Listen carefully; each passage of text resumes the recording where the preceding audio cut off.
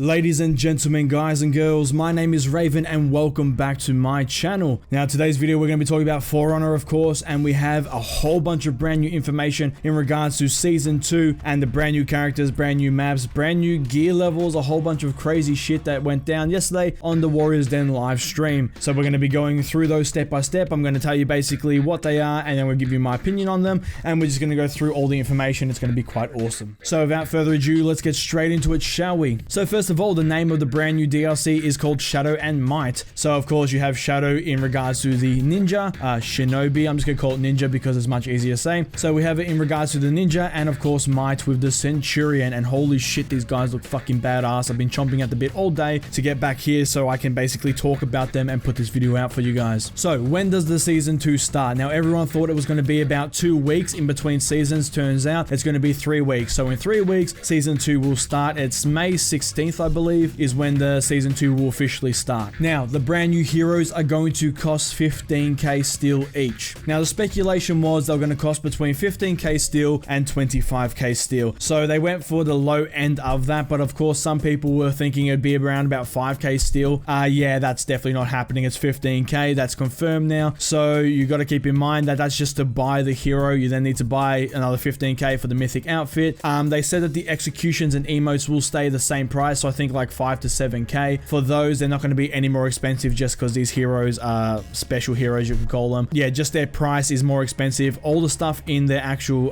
game is still the same in regards to their outfits, their emotes, and their executions. Same price as the current heroes. Now, the brand new characters, there is one thing you need to keep in mind. Unless you buy them for 15k steel or you have the season pass or gold edition, you will not be able to play the brand new characters in multiplayer modes. Okay, there is no way to test them out like you can with the normal characters. You need to buy them in order to use them in multiplayer. But the new characters can be played in practice without purchasing them, so you can practice with them, and you can also set a bot to one of the new heroes so you can practice against them. But like I said, unless you buy the hero or you have the season pass, you are not able to actually play them in competitive play, i.e. multiplayer. So before we get into the brand new characters and I start talking about them, I want to clear up the whole season pass thing for those of you who aren't quite sure how this is going to work. So Season 2 will start on the 16th of May. Now, the season pass holders and gold edition holders will basically be able to play those heroes for the first week free before anyone else can touch them. Okay, so the very first week of Season 2, the new heroes will be available to the season pass holders and gold edition holders. The season pass holders will also get the mythic outfits, I think, unlocked for free. So you'll have that off the bat just for obviously pre-ordering or buying the season pass. So you'll get to play them for the very first week without anyone else touching them, and you'll also get that mythic outfit as well. So after the first week on the 23rd, the brand new heroes will be unlocked for everybody else. So then you will be able to purchase the new heroes for 15k steel, and of course the people who already had them through season pass, you'll just still get to play them as normal and everything. It just means on the 23rd everyone else will get access to them as well. Now at the start of the brand new season, keep in mind that all of the brand new maps and everything will be in play for everybody. It's just the season pass holders will get a hold of those heroes a week earlier.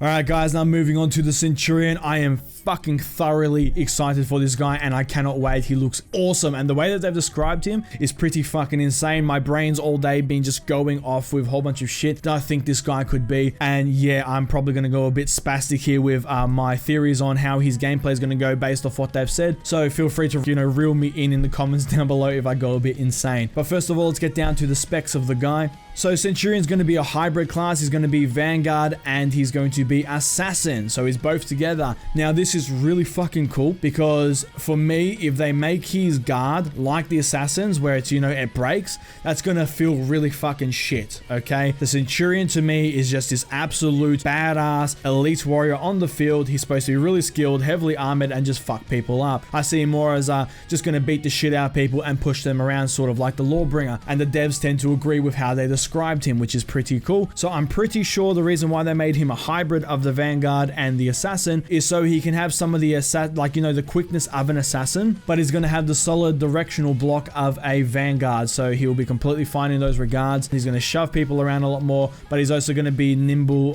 to a certain extent like the Assassins. That's what I take from that. Now he is going to be gender locked to male, which makes complete and utter sense. Like I said back in the day, in the Roman Empire, there were no females when it came to actual actual fighting in the front lines, especially when it came to Centurions, Legatus, all those sort of things. Yeah, it was the men get to go and die while the women stay home and, you know, cook, clean, do all that sort of stuff. So yeah, I have no problem with that whatsoever. It makes sense with the whole theme of the thing. Now we're going to talk about his weapons and playstyle, and I'm really excited for this. So in one hand, he has the Gladius, which is just basically, it's a Roman short sword sort of thing, standard issue, pretty damn cool. In his other hand though, you'll notice that there's nothing, but he has a giant gauntlet, okay? Now this thing's called a cestus, all right? Now the cestus is basically, picture old-fashioned knuckle dusters, okay? It's like an alternative to a shield, where they used to be a whole bunch of different things. Some would literally just be knuckle dusters, some would be spikes, some would be claws, other ones would literally just be giant pieces of metal that they'd put their hand in and they'd use it as basically a shield or to smash people in the face. So yeah, it's pretty cool that he has a cestus, and it looks like the way his cestus is, it's going to be for grabbing stuff. So his hand is actually plated, so it looks like it's going to go in hand to hand with how they've described his playstyle. Now his playstyle is revolved around breaking people's guards, throwing them on the ground, and then following up with combos. So this makes all the sense for him to have the cestus, because what this can do is, if someone goes to strike, what he can do is he can basically just grab their sword, say a warden goes to hit him, grab the sword, throw them on the ground, and then he can follow up with light and heavy combos. It says in his thing he's going to be a guard breaker, so he's going to break people's guards down. And now here's where I get a little bit crazy. So we have the standard guard break, yeah? In my mind, what that means is normally people have unblockables in their combos, or they have super armor. I'm thinking this guy's going to have guard breaks, or like, you know, guard break into a throwdown built into his combo. So he might do like a light attack, grab the dude by the face with his cestus, throw him on the ground, and then you can follow up with a heavy and a heavy or some stupid shit like that.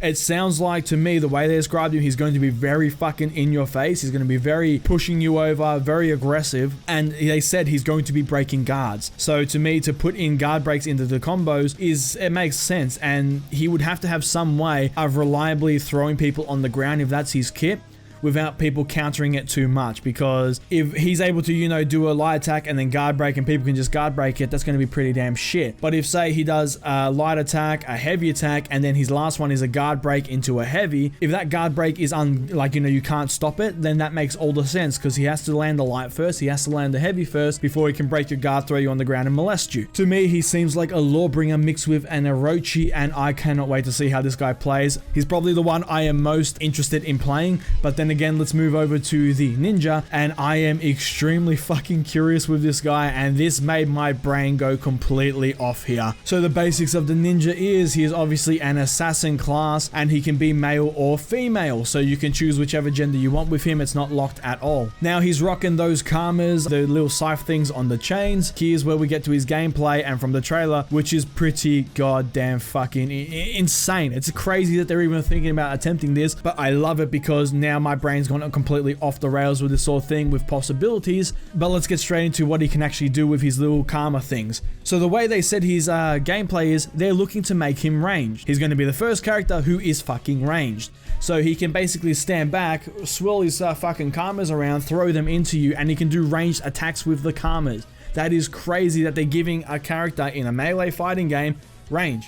Like, that's insane. If you think about that properly, that's crazy, okay? So he's going to be ranged, but they said they want him to be ranged, so you'll, like, you know, throw a couple of ranged attacks, you'll get in close, so he'll be melee as well, do a whole bunch of tricky melee shit, and then disengage out and start doing ranged stuff again. So it looks like he's going to be a very high skill cap character, and just in general, the fact that they said you can disengage, I think he's going to have some sort of disengage move. So you know how right now the Peacekeeper and stuff, where you guard break someone and you kick them, she like does a flip off them, like a kick flip. I think, especially from the trailer, where he jumps on the guy's back, flips off him, lands, and then karmas him and pulls him like towards him. I think that he's going to have some sort of, like, you know, backflip off of the opponent type move to basically safely disengage, and then he can start doing ranged attacks as well. It's going to, if that is the case and he does have some sort of disengage, it's going to be interesting to see how that goes, because if it's anything he can just spam, you're not going to be able to touch the guy. He's just going to constantly jumping away and doing like a ranged attack on ya, and it's going to be pretty frustrating, especially for people like Lawbringer and Raider, who are slow. They're not exactly the fastest people in the world, and it's going to be hard for them to catch him if that is the case, and he can do some sort of like disengage flip into, like, you know, a ranged attack. Now here is where my brain goes a little bit crazy with this. If this thing right here is successful and they can pull this off without it being completely overpowered, can you imagine what they can do from this point onwards now that they've successfully successfully introduced a ranged character into For Honor. You could have a guy who is a hybrid, like a ranger class, where he has a bow or like a hand crossbow thing or wrist mounted crossbow, and he can do things like, you know, stab people and then, you know, backflip away and start shooting them with a bow. And if they found a way to make this guy not overpowered in the fact that he can do shit from range and then move into close combat, then they could fully make it so you could have a range type character who's a hybrid of a range with a bow or a like crossbow or a wrist mounted crossbow, and then once people get close enough he can jump in with a sword or some shit. So that does open up a whole bunch more characters they can do once you start introducing a range type thing. Later on you could have a guy with ninja stars and just crap like that. It seems it's a bold move, I'll give them that, but I'm extremely interested to see how he plays. So right now my thoughts are the Centurion I am fucking drooling at. I really want to play the Centurion and I just want to fucking destroy people with him, just beat the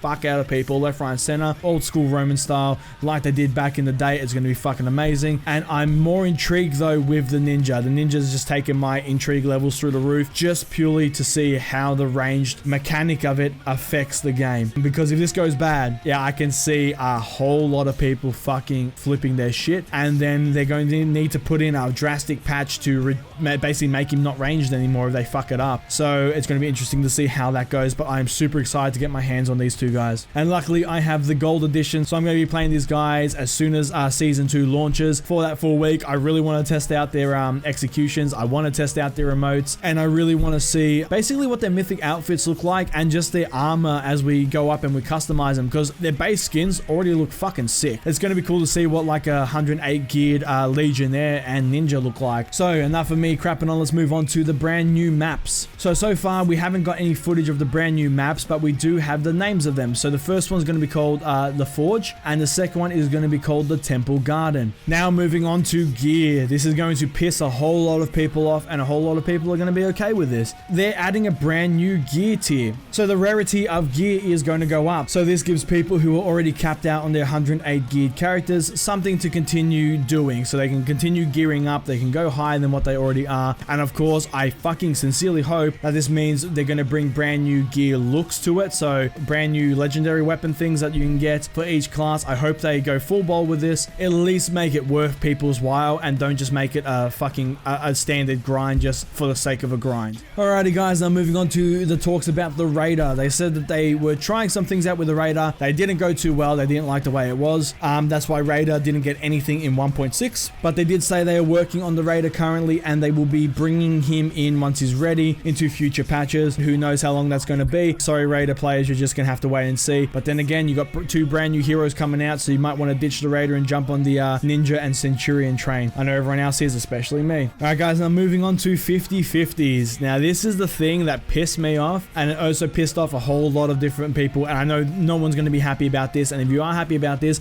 it's only because you're playing a character with 50/50s and you're not thinking about the health of the overall game. Now they said that 50/50s are a good thing for the game and they want to put more in. We're talking about a fighting game here that is about skill, reactions, and then they have this absolute just random guessing game element of a 50/50 where you don't know whether the guy's going to do one thing or another. There's no way to predict it. Roman even said that him fucking self. He's gone, this is the type of gameplay where you can't predict what's going on. You just have to guess and hope you're right. And then he proceeded to go, we like that mechanic and we want to put more of that in.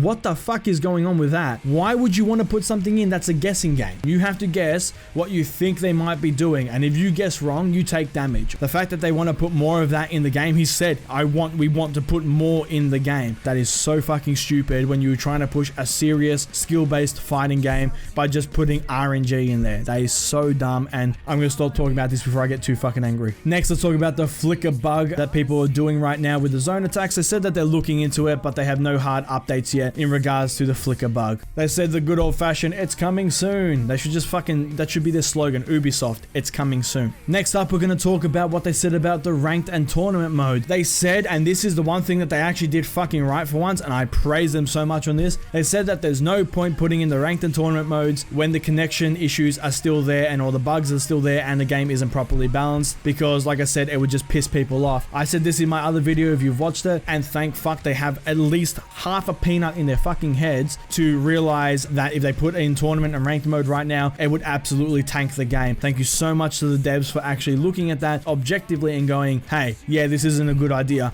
Sure, they do stupid things like the 50-50s, but at least in regards to this, they made the right choice with this. And they said that the tournament and ranked modes will be coming out together, so we're not going to have a staggered release with them. And they said that they're mainly focusing on connectivity right now, which they're trying their best, I suppose. It's up in the air with the connectivity right now, so thank God they didn't bring these in, because they really need to sort this shit out when it comes to keeping people in the games without disconnecting.